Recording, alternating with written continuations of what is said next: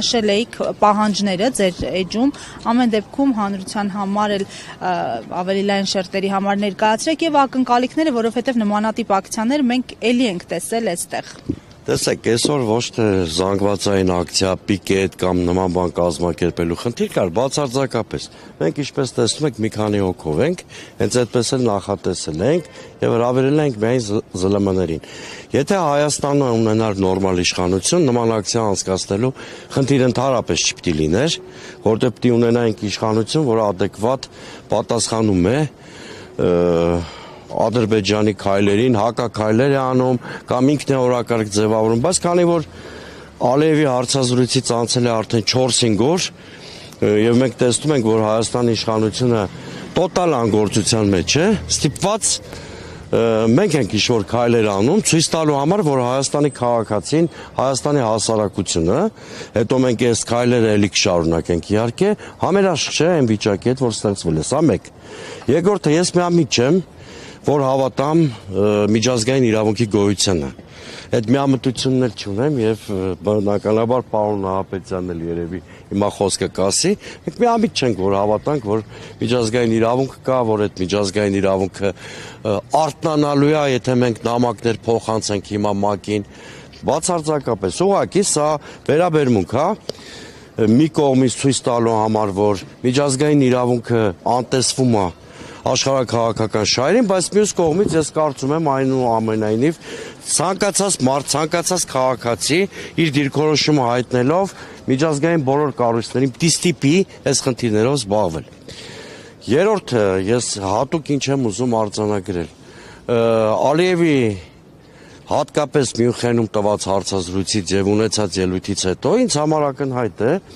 որ շատ վտանգավոր մի շրջափուլի մեջ ենք հայտնվել, այսինքն ինչ էր խոսում Ալիևը։ Թողենք այն սահմանադրությունը փոխելու պահանջը, թողենք այդ մնացած բաները, որ անդադ հնչել է։ Շատ մի հրեշավոր միտք է հայտնել Ալիևը, նա բռնապետական Բաքվի գոյություն չունեցող դատական համակարգը համեմատել է Նյուրնբերգի հետ, մեր ռազմագերիներին համարել է նացիստներից ավելի վտանգավոր մարդիկ, հանցագործներ։ Այդ նշանակում է, որ Հայաստանին էլ վերագրվում է կապիտուլացված Գերմանիայի կարգավիճակ։ Սա շատ լոկալ մի դրվագով ցույց է տալիս, որ Ադրբեջանը հայ-ադրբեջանական հարաբերությունների կարգավորման մոդել որպես պատկերացում է ոչ թե ինչ-որ բալանս, ինչ-որ սիմվոլիկ համաձայնություններ, այլ Հայաստանին կապիտուլյացիայի պահանջի պարտադրում ամբողջական փաթեթով։ Ռուս-ուկրաինական պատերազմից մի տերմին կա, կամ ավելի շուտ երկու տերմին կա, որ բոլորիս ծանոթ է, դենացիֆիկացիա, դեմիլիտարիզացիա։ Հիմա այս ռուս-ուկրաինական պատերազմի նրբությունների մեջ չեմ մտնի, ուղղակի ես ուզում եմ ասել, որ ի սկզբանե պատերազմի սկզբից այսօր Ռուսաստանը Ուկրաինայի առաջ դրել է դենացիֆիկացիայի, դեմիլիտարիզացիայի պահանջ։ Հիմա նույն պահանջները Ադրբեջանը դրել է Հայաստանի առաջ։ Ասում եմ, ողբերգական վիճակը չէ լինի, եւ ես վստահ եմ, որ նոյեմբերի 9-ի փաստաթղթով մենք կարող ենք այս վտանգներից խուսափել, եթե մենք ունենանք նորմալ իշխանություն։ Ես անհրաժեշտություն եմ տեսնում, որ պետք է ստեղծվի ոչ Արևմտյան Ադրբեջանին քաղաքացիական հասարակական շարժում, որը կուսակցական հատկանիշներ չի ունենալու, բոլոր են քաղաքացիները, որ ուզում են սեպտեմբերի 21-ի խորհրդին հավատարիմ մնալ եւ ապրել որպես Հայաստանի Հանրապետության քաղաքացի, պետք է միավորվեն այս շարժման մեջ, մենք ոչ պիտի ասենք Արևմտյան Ադրբեջանի վտանգավոր հեռանկարին, Բաքվում բանտարկյալների արկայությանը, Հայաստանի Հանրապետության տարածքների օկուպացիային, դենացիֆիկացիայի եւ դեմիլիտարիզացիայի պահանջներին։ Սա է այսօրվա ակցիայի նպատակը, հիմա ես 3 լեզուներով իրենց գրասենյակ կհանձնեմ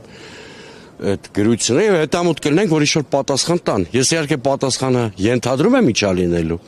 բայց ես հետևողական եմ լինելու, որտեւ եթե մանդատ ունեցող կառույց է եւ աշխարհում եք տենց հայտարարում են այդ մանդատի մասին, նաև պիտի այդ մանդատի ստանձմանը հետևի պատասխանատվություն։ Պարոն Սուրենյան, ասացիք չի պատասխանում իշխանությունը արդեն մի քանի օր է Ալիևի հայտարարություններին, ըստ ձեզ ինչն է խանգարում իշխանություններին, ինչու չեն պատասխանում, մտավախությունն են չխաթարել այսպես կոչված խաղաղության միակողմանի գործընթացը։ Մեծ հաշվով իդեալական վասալի կարգավիճակն է պատճառը, որ չեն պատասխանում, վասալները որպես կանոն տերերին չեն պատասխանում։ Այո, բայց ձեր այդ մտահոգությունը լրիվ լեգիտիմ է։ Այո, իրանք մտածում են, որ այս իմիտացիոն խաղաղության պատրանքը իրանք օգնելու է վերարտադրեն։ Եթե մի ավել բան խոսան, կարող Ալիևը շատ կոշտ հակազդի, այս միֆը պատրանքը խաղաղության իմիտացիան փլուզվի։ Ինչը կխանգարի իրենց իշխանության վերարտադրության, այ դա է պատճառը, որ լրկվել են խուլ համրի կարգավիճակով, հետևում են Ալիևի հոխորտանքներին։ Ասում բայց իրենց հարցնում էինք գյուղականների իշխանություններին Ալիևի այդ հայտարարությունների մասին շատ հանգիստ տոնով, օրինակ գյուղիների մասով ասում են, որ անպայման վերադառնալու են։ Այսինքն անպայման երբ են վերադառնալու։ Բա լավ ընդունենք, որ Ալեն Սիմոնյանն ու մյուսները ճիշտ են ասում, ու իրենք գերիների հարցով զբաղվում են։ Ինչքան էլ ընդունենք այդ փաստը, ենթադրենք, ասում եմ, անմեղության կանխավարկածը հիմք ընդունենք, որ այդպես է։ Բայց եթե զբաղվում են գերիների հարցով ու դերևս կան գերիներ, նշանակում է հակամարտության էջը փակված չի, չէ՞,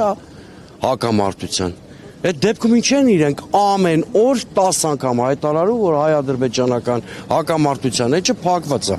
Ուրեմն երբ որ խաղաղության պայմանագիր կստորագրվի, երբ որ Ադրբեջանը դուրս կգա Հայաստանի օկուպացված տարածքներից,